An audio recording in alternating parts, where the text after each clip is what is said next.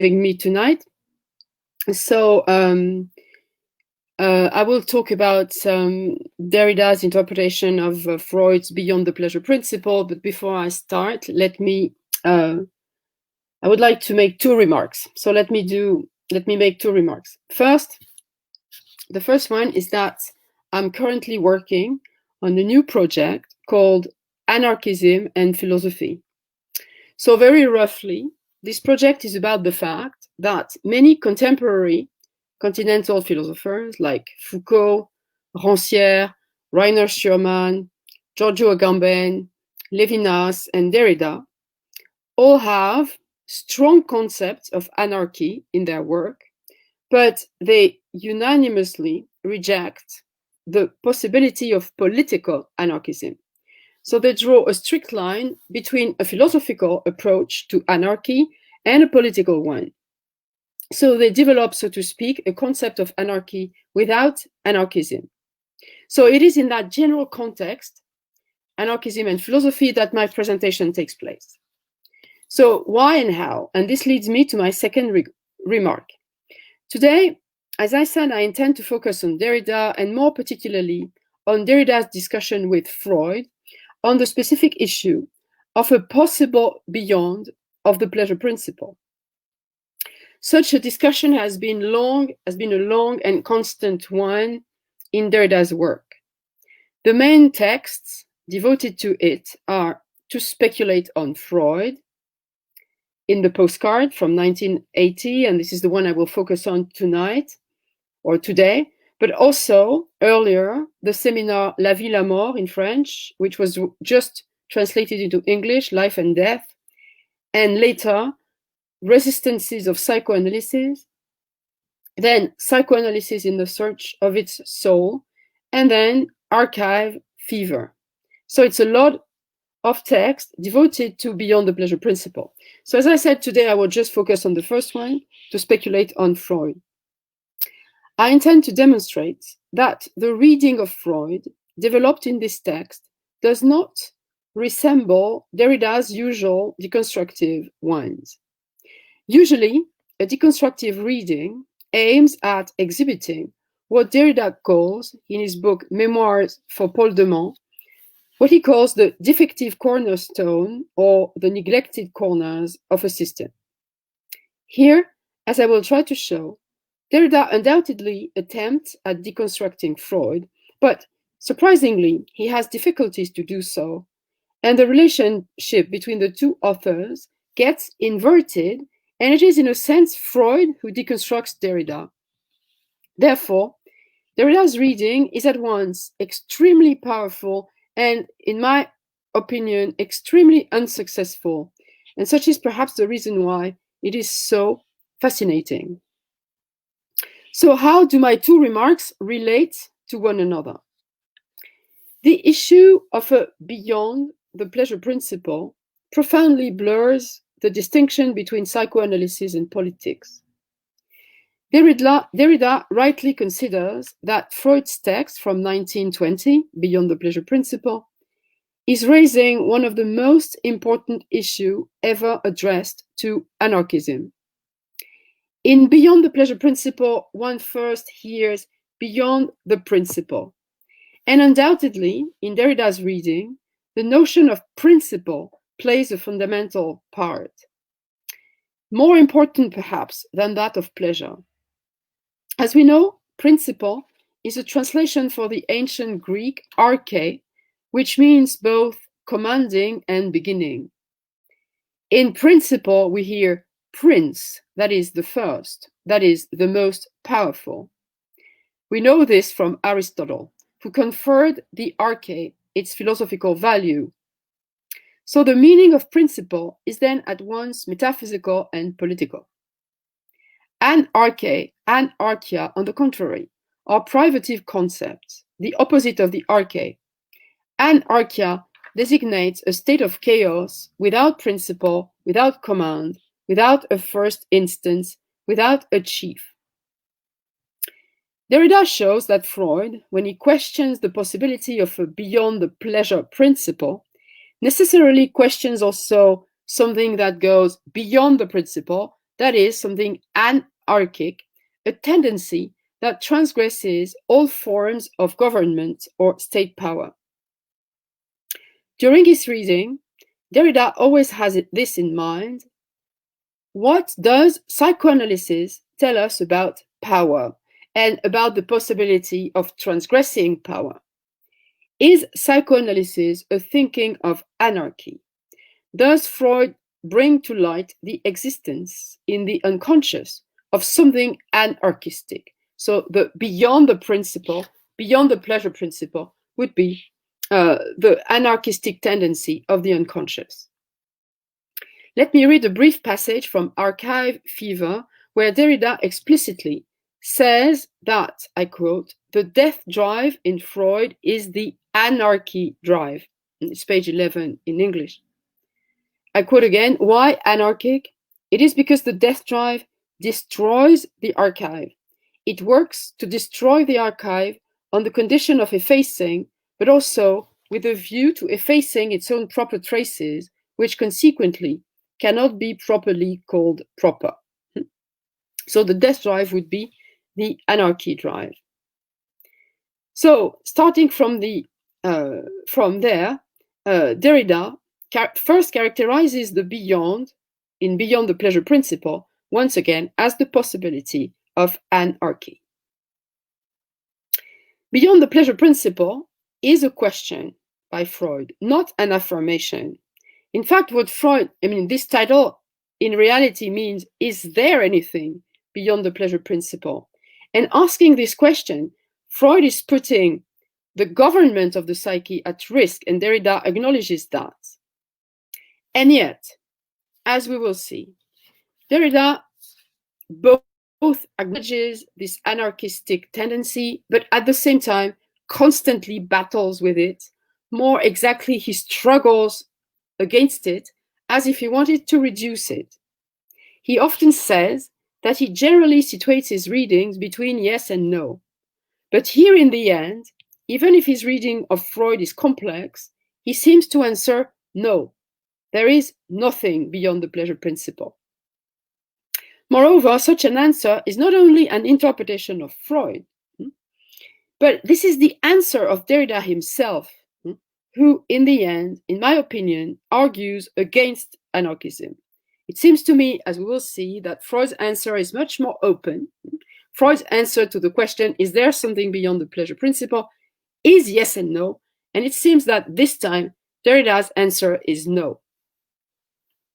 Which allows me to say that Freud deconstructs, or retrospectively deconstructs, Derrida's disavowal of anarchism.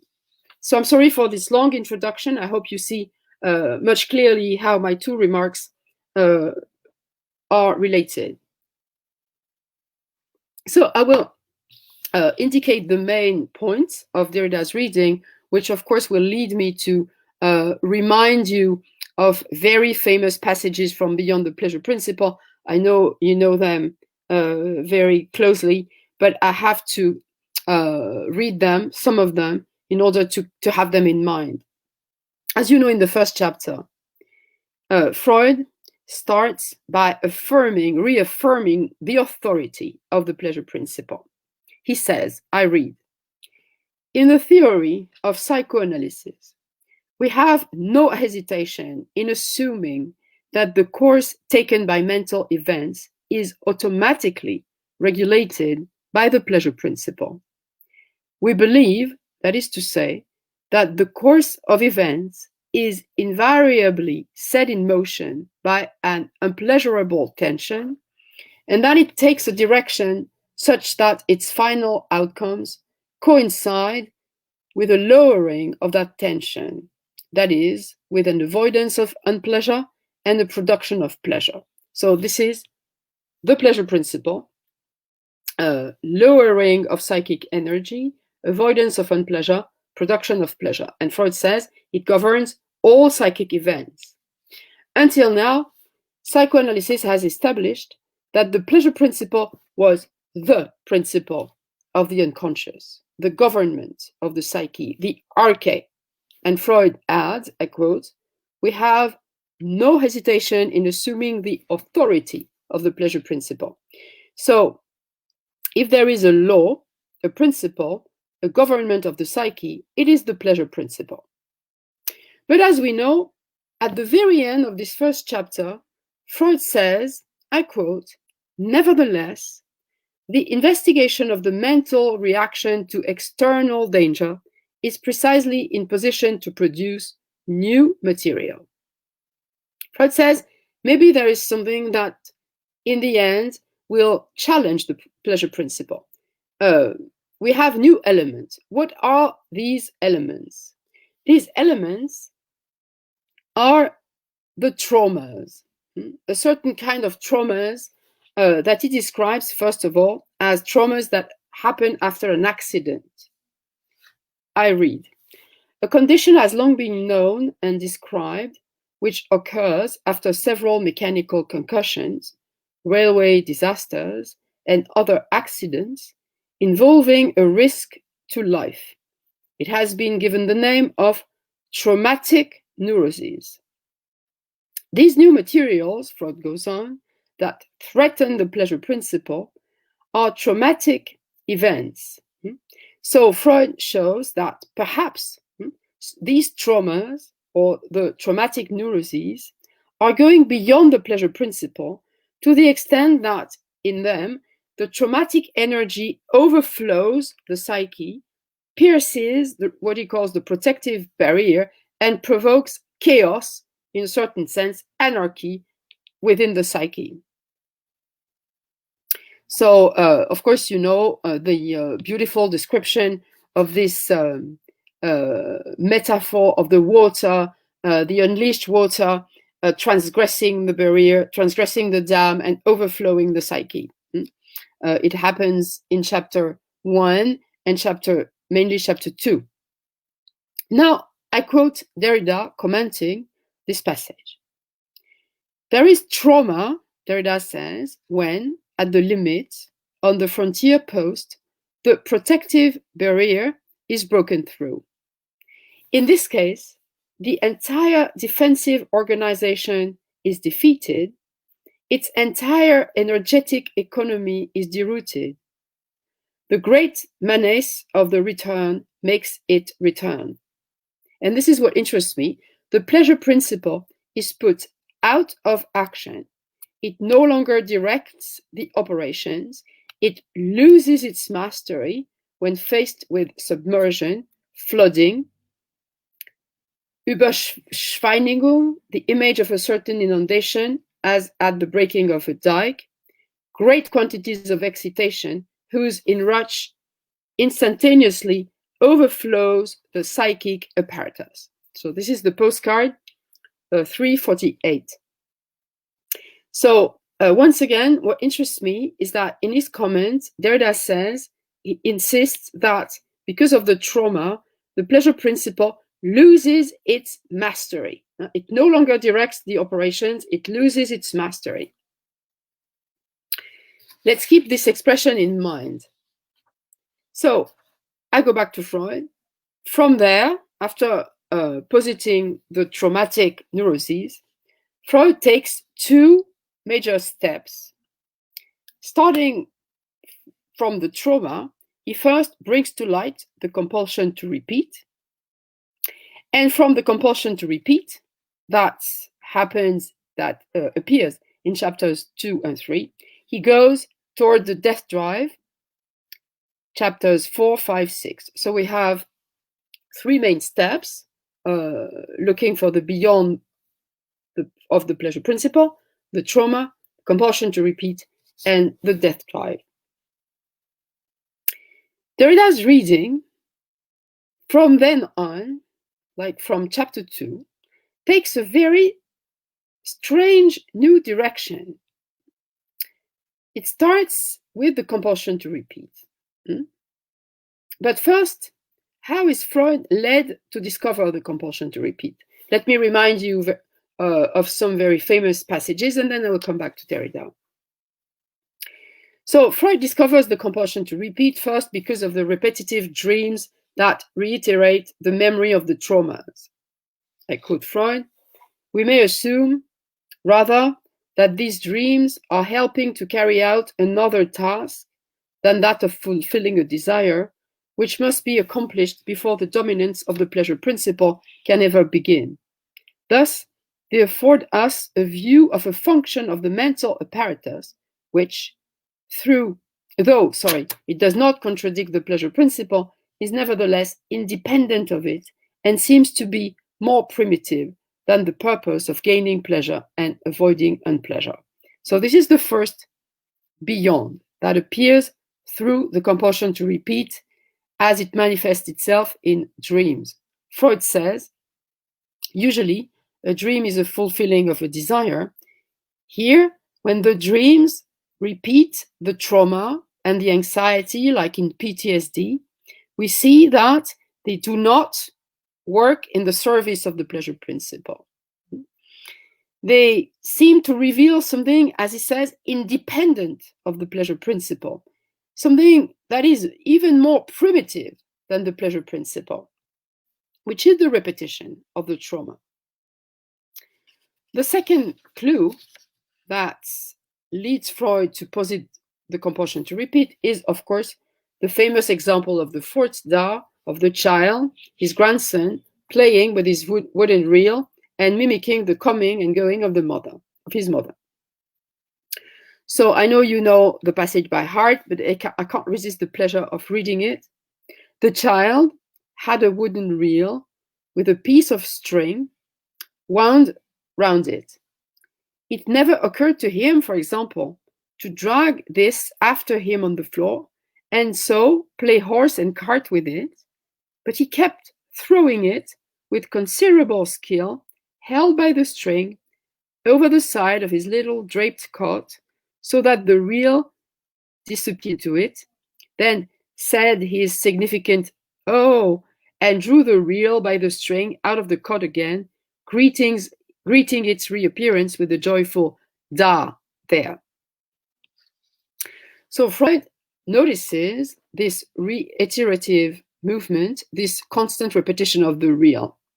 And he says, if a compulsion to repeat does operate in the mind, we should be glad to know something about it, to learn what functions it corresponds to it, under what condition it can step forward, and what its relation is to the pleasure principle, to which, after all, we have hitherto ascribed dominance over the course of the processes of excitation in mental life. So Freud says explicitly, something seems independent of the pleasure principle. This independent tendency is the compulsion to repeat. We have to determine what exactly its relation to the pleasure principle is. And this is the moment when Freud makes a decisive remark about the compulsion. He says the compulsion to repeat is very ambiguous because on the one hand, it brings a terrible pain, a terrible stress, but it also allows a kind of control. And this is the moment Freud introduces his idea of a drive of the existence for a drive for mastery. In German, Bemächtigungstrieb. Why that? Why is the child repeating the movement of the reel? I quote Freud. At the outset, the child was in a passive situation. He was overpowered by the experience of the departure of the mother. But by repeating the movement of the reel, unpleasurable though it was as a game, he took on an active part. These efforts might be put down to an instinct for mastery, Bemächtigungstrieb, that was acting independently of whether the memory was in itself pleasurable or not. So this is in chapter 2. So Freud says, one explanation, a possible explanation of this compulsion, of the repetition of the game, in the game, is that it helped the child moving from a passive situation, like being just a victim, the mother is going away and the child, there's nothing the child can do. So moving from a passive situation to an active situation. By playing with the real, the child would gain, as I said, a kind of control that is of mastery over the situation. And this is where Freud discovers this Bemächtigungstrieb that will play a fundamental role in later texts like Civilization and its Discontent. Now I come back to Derrida. You remember I said this is the moment when Derrida's comment follows a very strange direction. I quote, Freud tries to see in the active assumption of a passive situation, since the child is unable to affect his mother's displacement, but a satisfaction, and therefore a pleasure, of a drive for mastery, which Freud curiously suggests would be independent of the memory was pleasurable or not. Thus would be announced a certain beyond of the pleasure principle.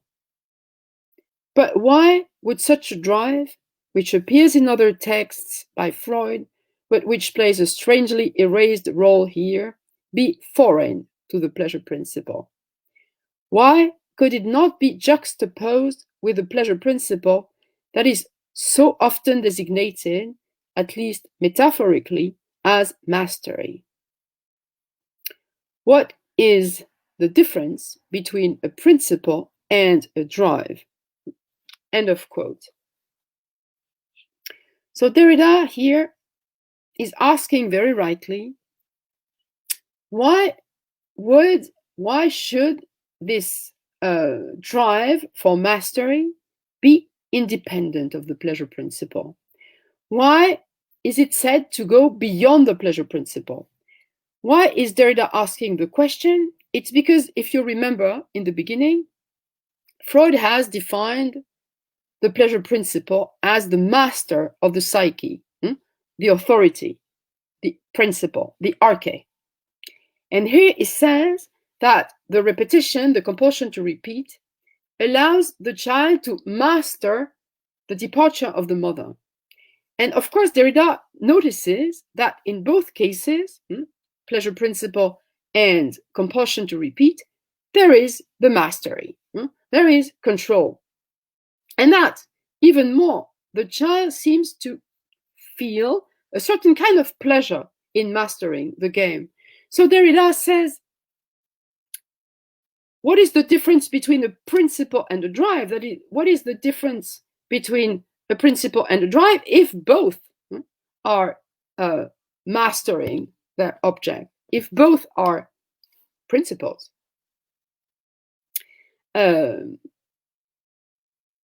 And this is the moment when Derrida will start orienting his answer toward the no.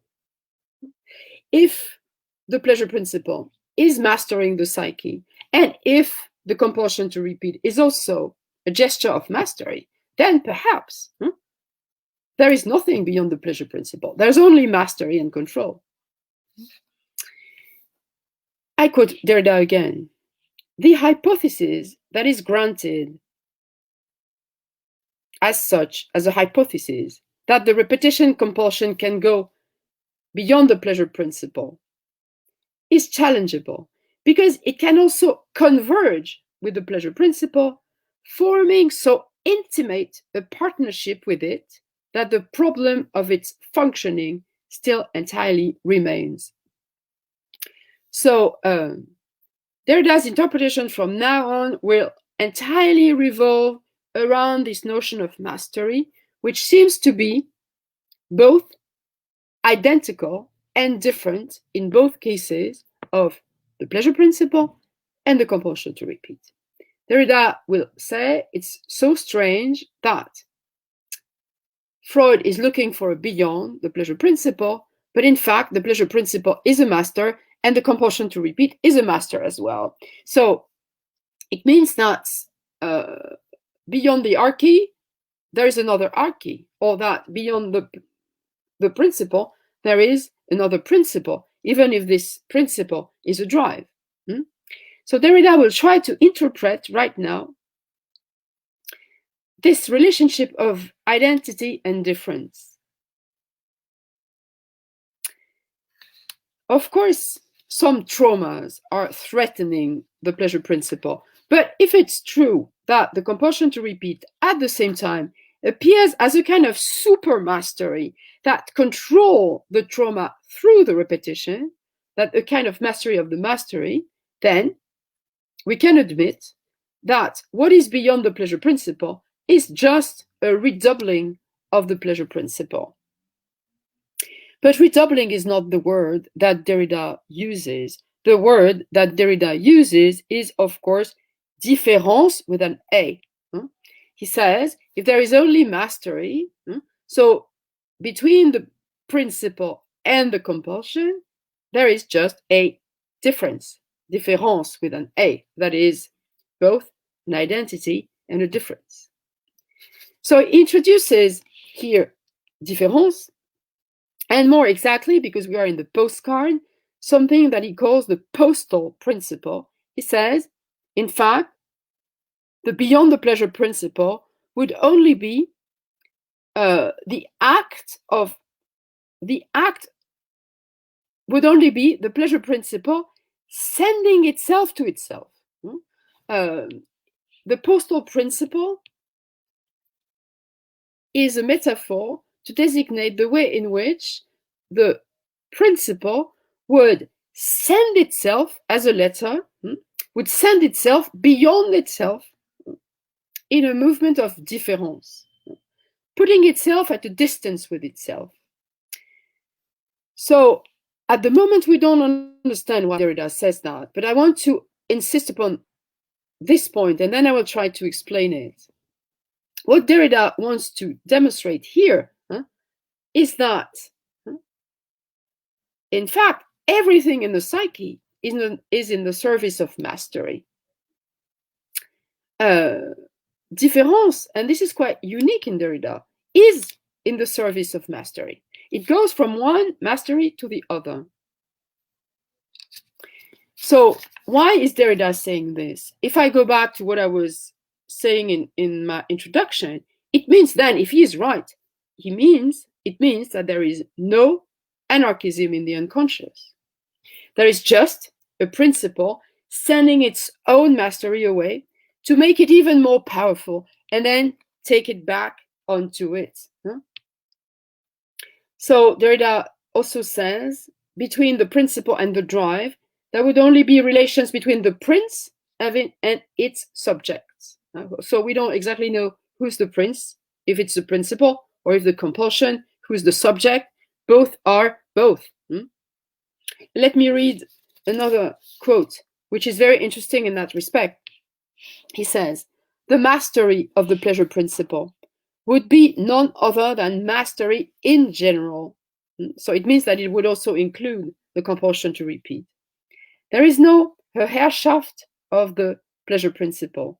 There is Herrschaft, that is mastery, which is distanced from itself only in order to reappropriate itself. A tautoteleology which nevertheless makes the other return in its domestic spectre.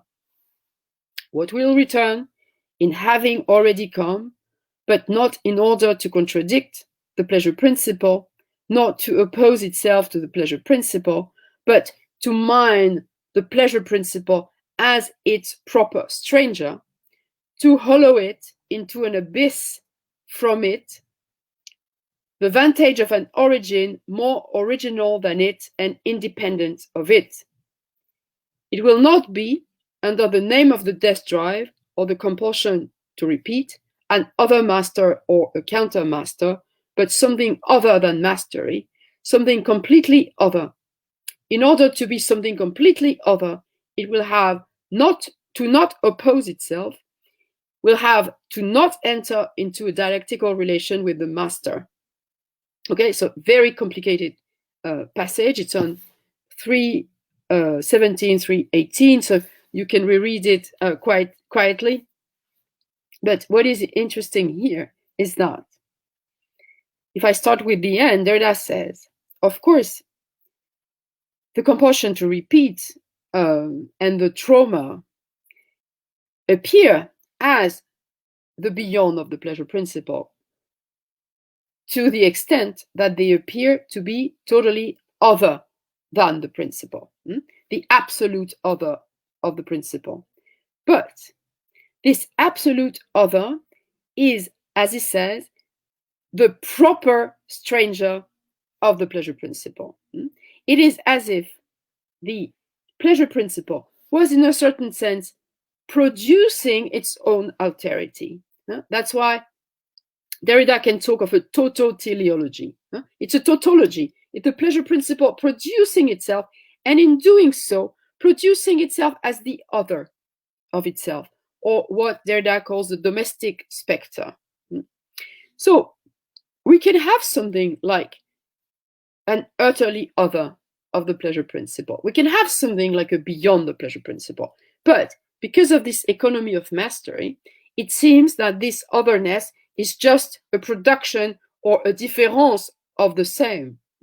And in that sense, Derrida has a very Hegelian reading of Freud, because as you know, Hegel says that the other of something is always the other of this thing. That is, that otherness is always the otherness of the same.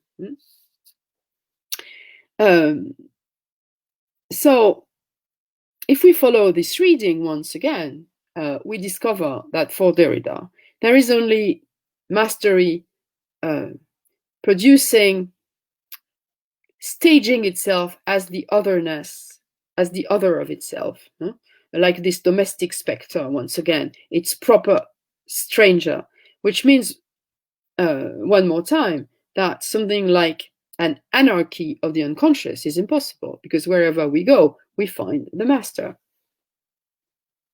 So Derrida's answer will become clearer and clearer. There is nothing beyond the pleasure principle. Let me quote another passage that is very explicit in that respect.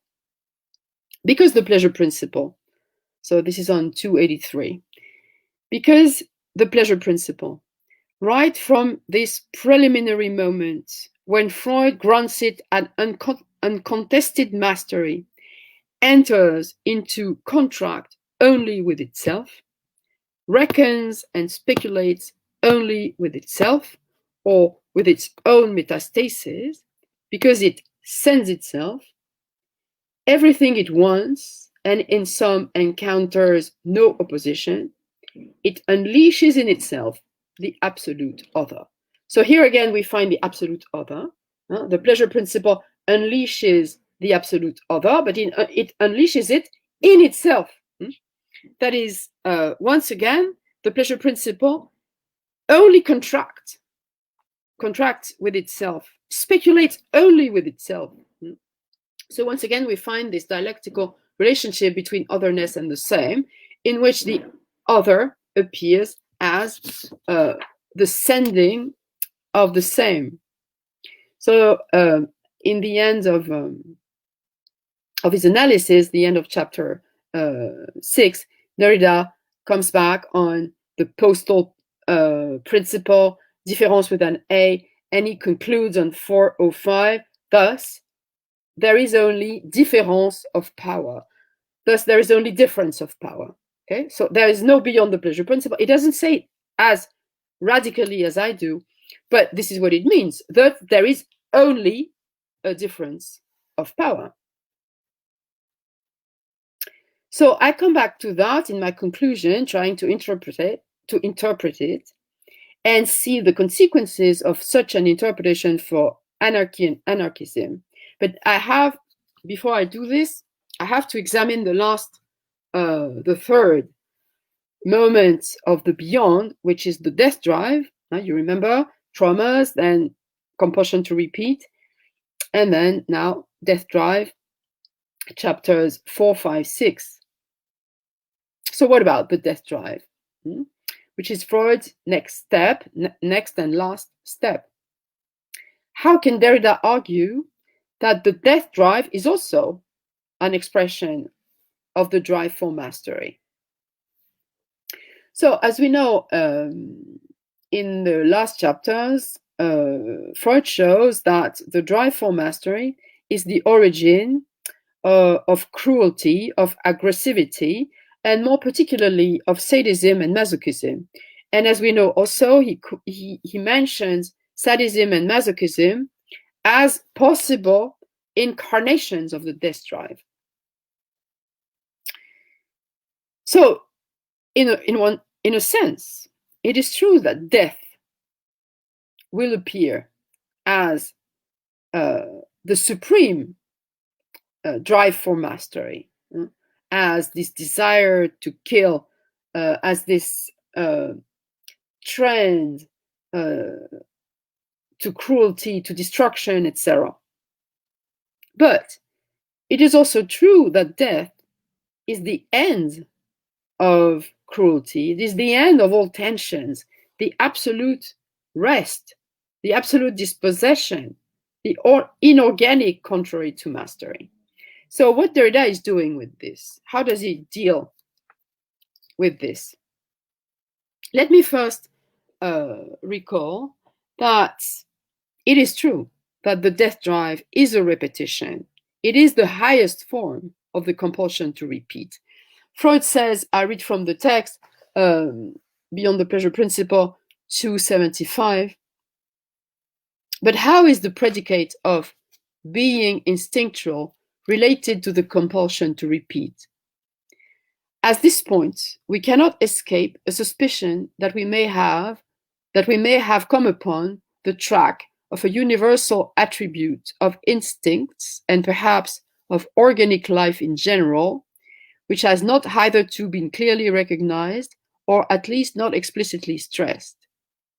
And here it is. It seems that an instinct is an urge inherent in organic life to restore an earlier state of things which the living entity has been obliged to abandon under the pressure of external disturbing forces, that is, a kind of organic elasticity, or, to put it another way, the expression of the inertia inherent in organic life.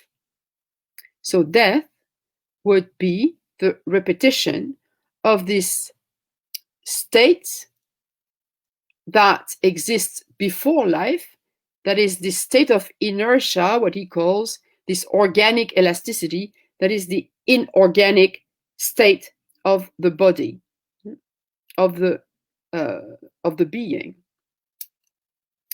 And he insists in the following pages on what he calls the conservative nature of the living substance that wants to go back to its initial state. I also quote a little bit further, all instincts, that is drives, all drives tend towards the restoration of an earlier state of things. In that sense, life is only a series of detours. The life drives are a series of detours that defer the moment of death, but that cannot contradict it, that cannot put an end to this movement of repetition. I quote Freud again, if we are to take it as truth, if we are to take it as a truth that knows no exception, that everything living dies for internal reasons, becomes inorganic once again, then we shall be compelled to say that the aim of all life is death, and looking backwards, that inanimate things existed before living ones. I can also read this one. One group of instincts rushes forward in organic matter toward life. The other group seeks to restore an earlier state of things which the living entity has abandoned. So we have the life drives, rushes forward toward life, and the death drive, repetition of the earlier state of things. But once again, this restoration of an earlier state of things is not obviously, evidently, the proof of a mastery, the proof of a tendency to master the life. And Derrida, nevertheless, sees the death drive as well as he did for the compulsion to repeat.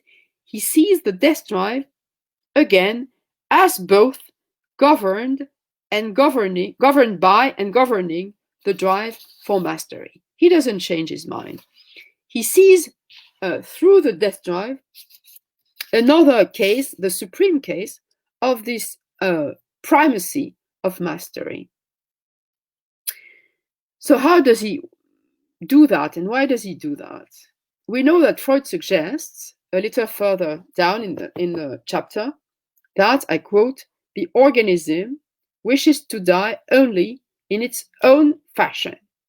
This is another thesis by Freud, that each organism dies in its own fashion. He says, I quote again, the organism follows its own path to death. So in a certain sense, every living being makes, in a certain sense, molds, fashions its own death. Derrida sees in this, that is this own fashion of dying, Derrida sees in this a movement of reappropriation. Therefore, he says, 355, therefore one must send away the non-proper, reappropriate oneself, make oneself come back until death, send oneself the message of one's own death. So this is how Derrida interprets the fact that the organism wants to die in its own way. Instead of understanding it as the organism creates, in a certain sense, its own death, instead of seeing in this movement what I would call a plastic gesture of sculpting death, one's own way of dying, Derrida sees, on the contrary, a gesture of the repetition of the same. To live one's life would be comparable to a movement, once again, a postal movement,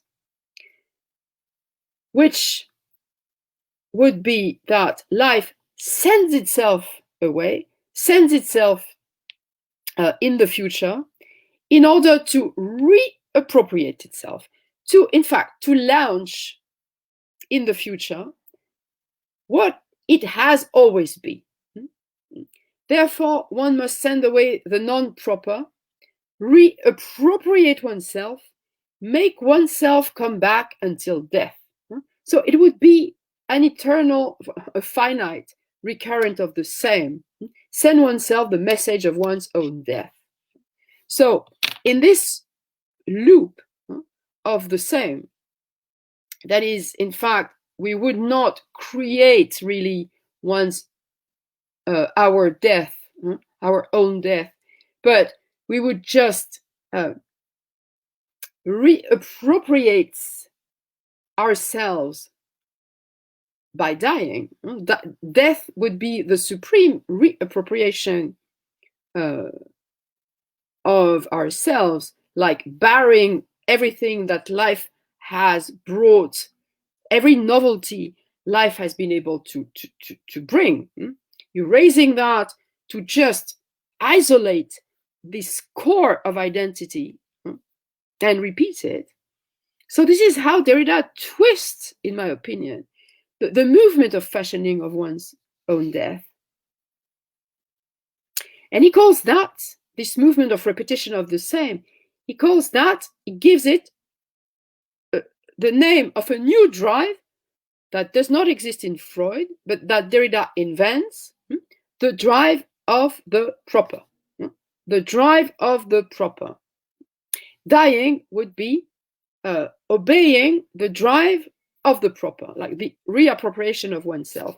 And he says on 356, the drive of the proper would be stronger than life and that death. And that death. The most driven drive is the drive of the proper. In other words, the one that tends to reappropriate itself. The movement of reappropriation is the most driven drive. So there would be something even stronger than death itself, which would be the drive of the proper. In fact, mortality would be the consequence of the drive of the proper. The drive of the proper would be the most driven drive, the utmost drive, reappropriation, property. And so this is coherent with what I was presenting a moment ago, that is this postal principle through which the pleasure principle sends itself as its own other in order to better reappropriate itself, in order to better ascertain its own power. So we see how Derrida will transform the death drive itself into the very proof of a super drive for mastery, which is the drive of the proper. So the drive of the proper would be the last word of the mastery. So let me read a passage from the postcard. I read directly from the book. It's 403. The drive to dominate, that is the drive to master, must also be the drive's relation to itself. There is no drive not driven to bind itself to itself and to assure itself of mastery over itself as a drive. So you see all the buckles, the loops of this mastery. The drive, every drive would be, first of all, in relation to itself, and in being in relation to itself, it would always look for its own repetition and its own mastery. Whence, I go on, the transcendental tautology of the drive to dominate. It is the drive as drive, the drive of the drive, the drivenness of the drive. Again, it is a question of a relation to oneself as a relation to the other, the auto-affection of a forte ta, which gives, takes, sends, and destines itself, distances and approaches itself by its own step, the others. So in this passage, which is also complicated, we would need, of course, more time to explicate it more in detail. But in that passage, you see that, in fact, it is difficult to determine which is the most powerful. Is it the drive for mastery, or is it the drive of the proper? Sometimes Derrida will say it is the drive of the proper, sometimes the drive for mastery. But what is important is that the very notion of the drive would necessarily imply a relationship to itself. The drive as drive, that is the proper essence of the drive. The drive would be a question about its own essence, that is about itself. In that sense, if the movement of the proper, that is what I am myself, the essence of the drive, I mean, everything that revolves around the self, or what Derrida calls auto-affection, in that sense, if there is only, if this tendency to be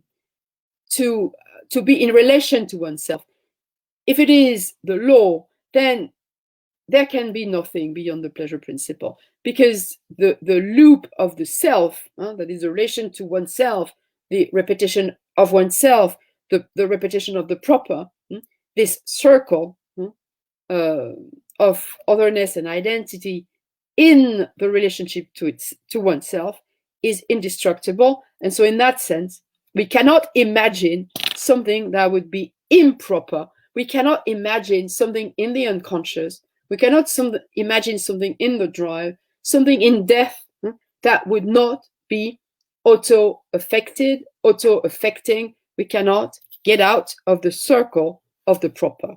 There is no improperty. And there is nothing beyond property itself in the unconscious.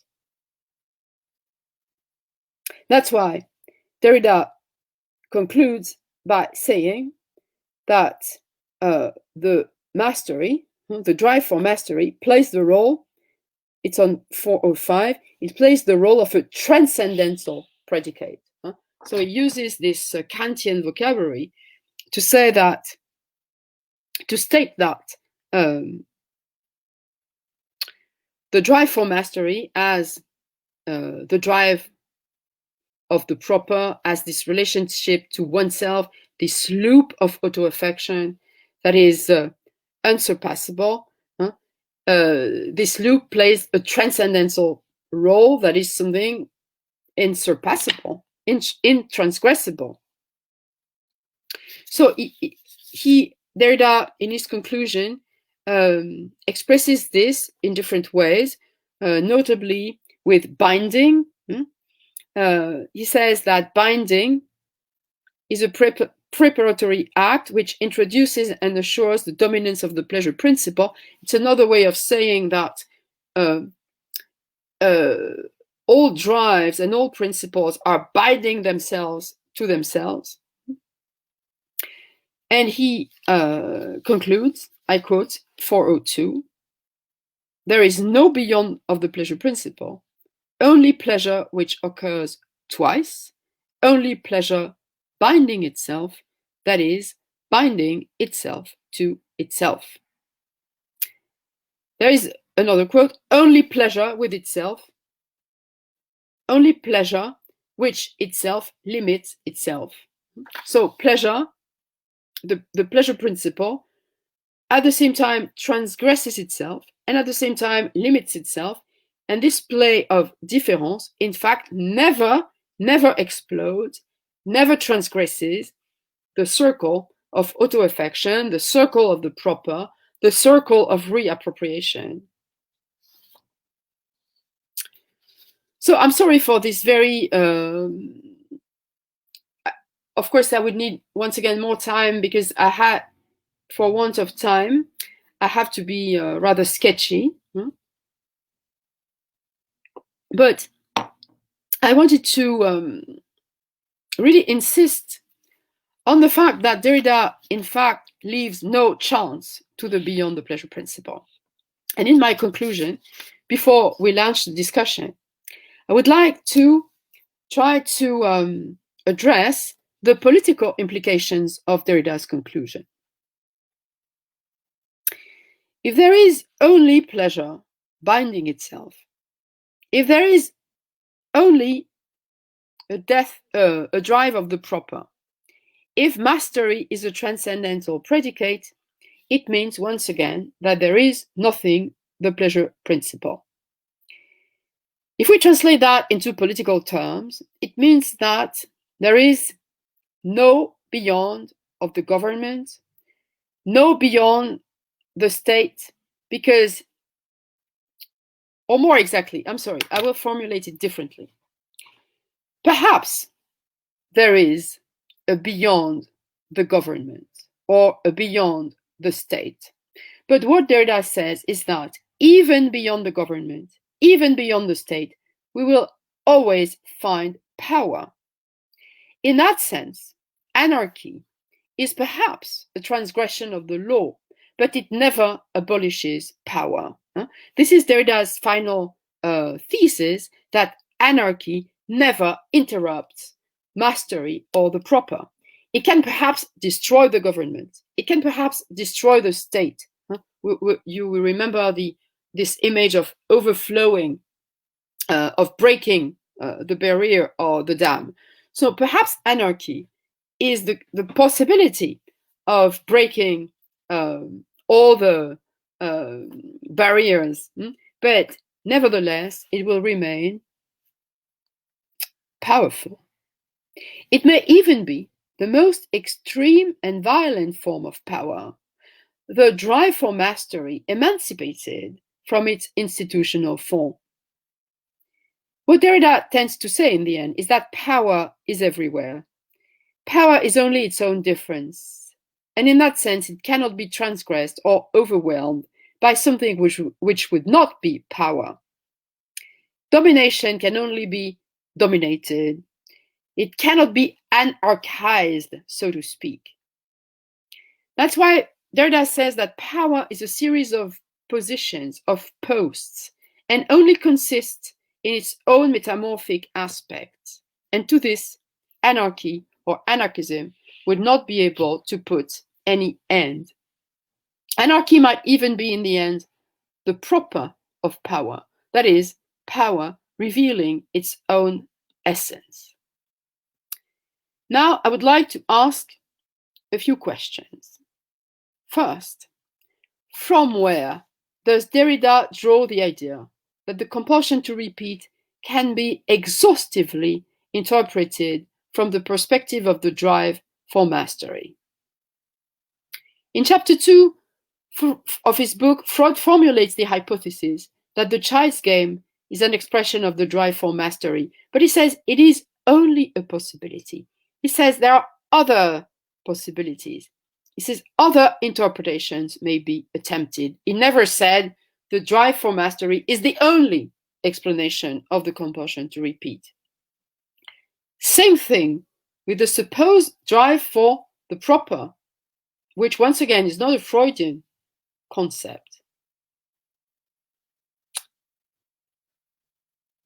We remember that Derrida interprets the fact that the organism wants to die in its own way as a manifestation of the drive for the proper. But why? Where does he take this? When Freud talks about this, the organism wants to die in its own way, he adds, I quote, this will of dying in its own way is contrary to mastery. He said, contrary to mastery, this tendency of dying in its own way lessens, I quote, the theoretical importance of the instincts of self-preservation, of self-assertion, and of mastery. So Freud here seems to say the total opposite of what Derrida says, that in fact, the drive for mastery diminishes is the verb Freud uses in the same page, diminishes the trend to mastery. So my question is, another question is, where does Derrida take the idea that the beyond is just a differential below, ascending of the pleasure principle, a missionary? What about the radical exteriority of the trauma?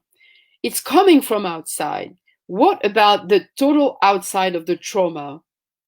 Why should there be no outside of the pleasure principle? Why should anarchy only be the internal representative of the prince?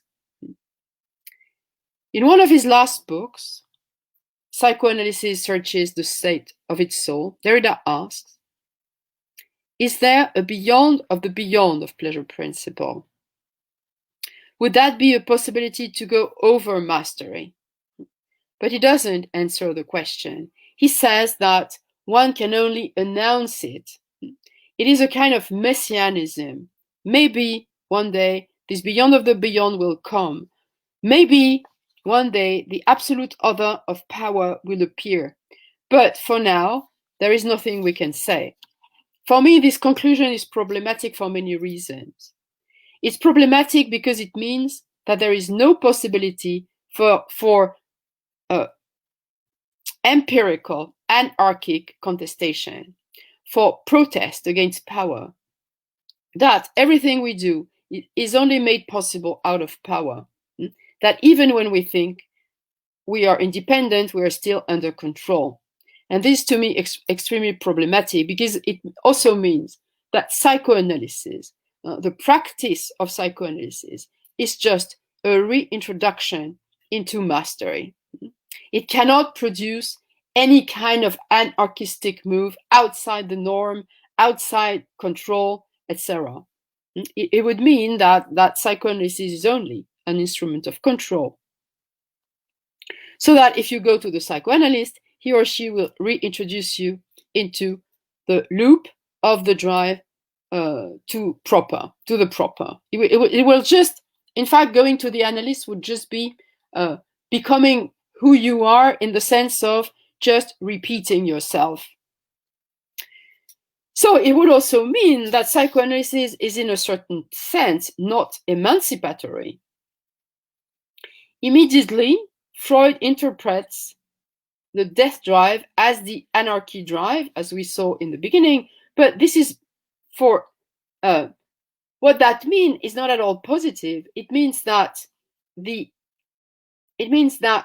that anarchy for Derrida is immediately related to death, and death is immediately related to mastery. So in fact, once again, anarchy for Derrida can only mean a supreme form of control.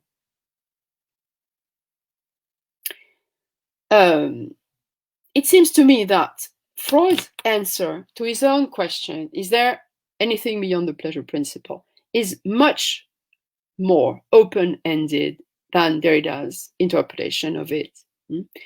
In fact, in the book, Freud is very ambiguous in the right way.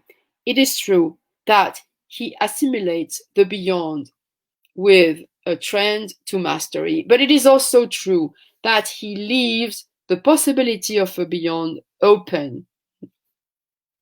And I would just like to mention, and that will be my last word, in the end, to close this presentation, I would just mention the work of a French psychoanalyst that I discovered recently, who is Nathalie Salzman, who unfortunately died 10 years ago. She has a book called in French La Pulsion Anarchiste, which is the anarchist drive, in which she affirms that in the unconscious, there is a libertarian drive, an anarchistic drive, that is not at all a destructive one, that is not at all a mastering or controlling one, but that is, on the contrary, a creative one. That, in fact, the anarchy drive in the unconscious would be the creation of something that goes beyond control.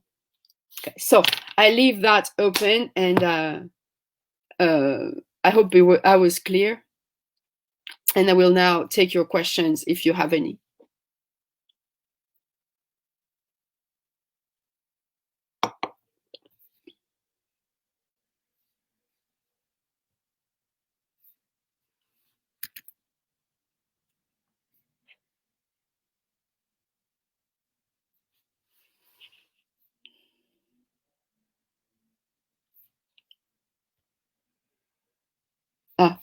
Okay, so I see the question in the chat. Sorry.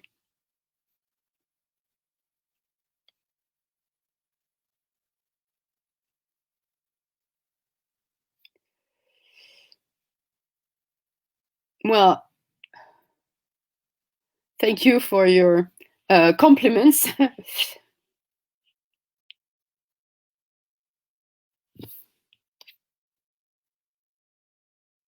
So I have a question on temporality.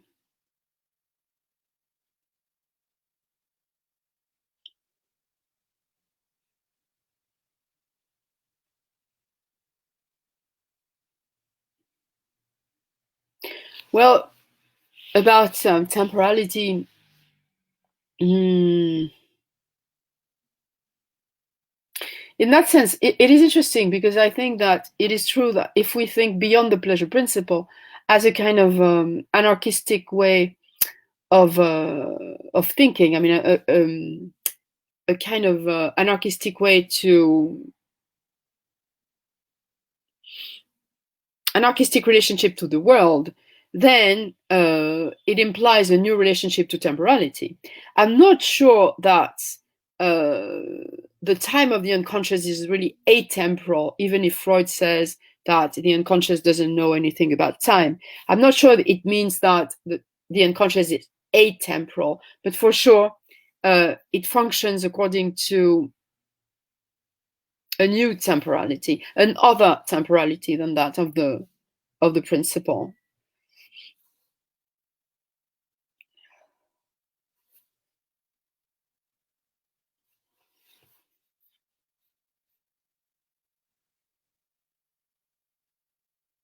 So I don't know what to do if there are no questions.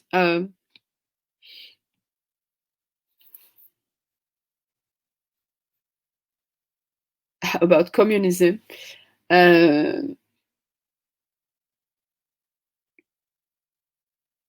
Curiously, I mean, this is a very interesting question.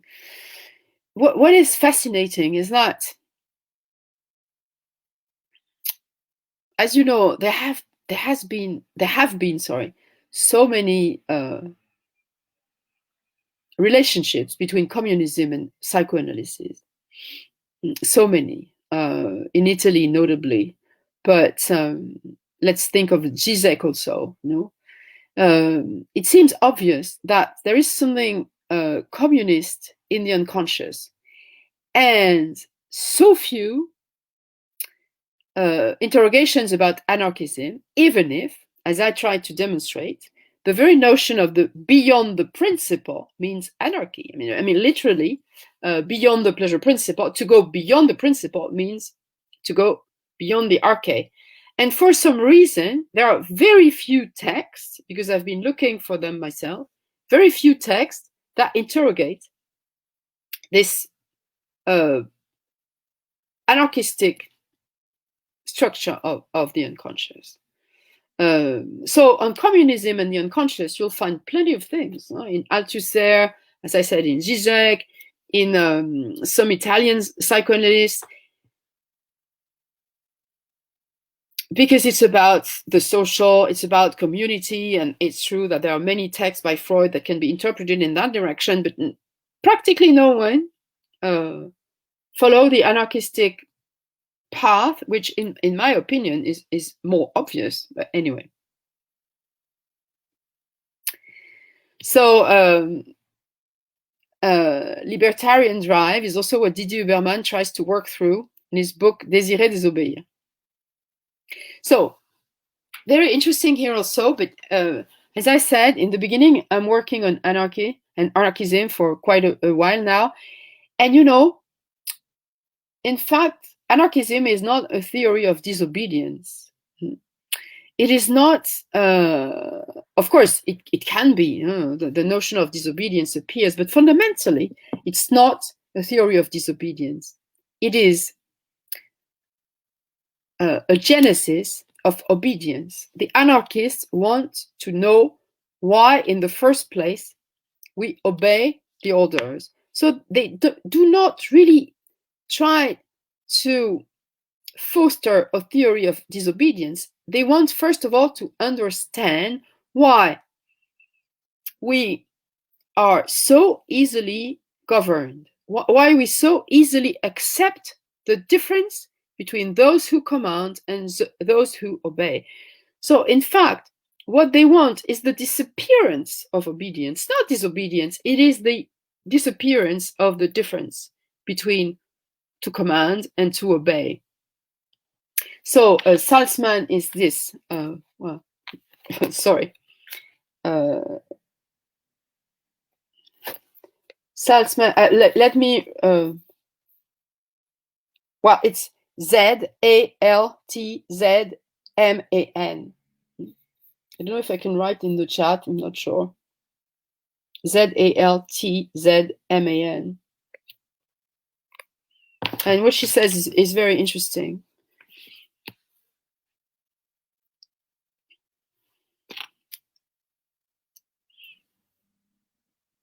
Hi, Begonia. You have spoken about anarchy as chaos, as the lack of principle, and thus as the lack of form. At the same time, you have spoken of anarchy as plasticity, as the power of creation, and furthermore, as the power of giving and taking shape. This is also an ambiguous account, as Freud's, in this case, of the anarchic quality of the unconscious. So it is very, very true that if we read the pleasure principle, it is true that anarchy is presented in both ways. First, it is presented as what overflows the psyche, as we said, as threatens it with destruction, as what creates this chaos we were talking about. But at the same time, in the idea that the organism wants to die in its own way, in its own fashion, and if we consider also the life drives as the drives for creation, artistic creation, then we see that there might be a possibility in Freud for a thinking of anarchy as a plasticity, as a plastic mode of creation that perhaps in the first moment appears as a force of destruction, but which recreates itself out of this destructive trend in order to form another relationship to community, even another relationship to power. Because power, Derrida is right in a sense, there's always power, but it depends on what we mean by power. After all, power can also be an energy that is freed from all institutional form and that can be creatively re-engaged in new social modes of organization. So yes, to go back to your question, I think anarchy can have the two sides. So Felicio, excellent reading. Thank you. I have a question. Is this relation between obeying and commanding related to the advent of specters, what Derrida seemed to have insisted on? Is there a way in which we could bring the specters to this debate? This springs to my mind when it comes to the readings of Freud and the pleasure principle. Well, definitely, but you remember that he himself, Derrida, talks about the beyond of the pleasure principle as a domestic spectre. But precisely this is what I disagree with. Because in fact, Derrida tends to say that everything that seems to be beyond the pleasure principle is only a ghost.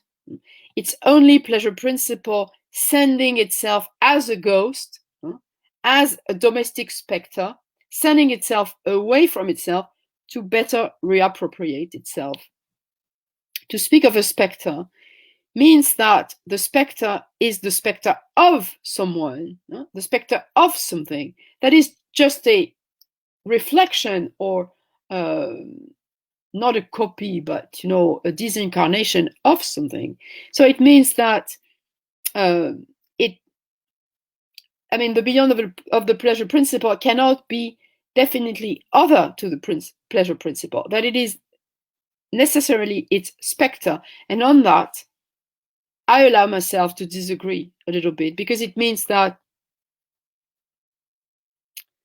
the beyond the pleasure principle, this anarchistic tendency, can only be a spectre, cannot be a newborn, a newborn living being, just a spectre. And I'm not sure that this is right.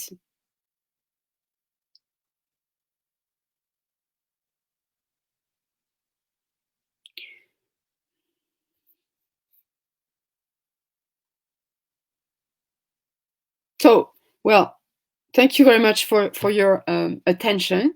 I hope it was clear and that you enjoyed it. And if there are no other questions, I will just leave and wish you a very nice festive season. And thank you for having me here. Bye-bye.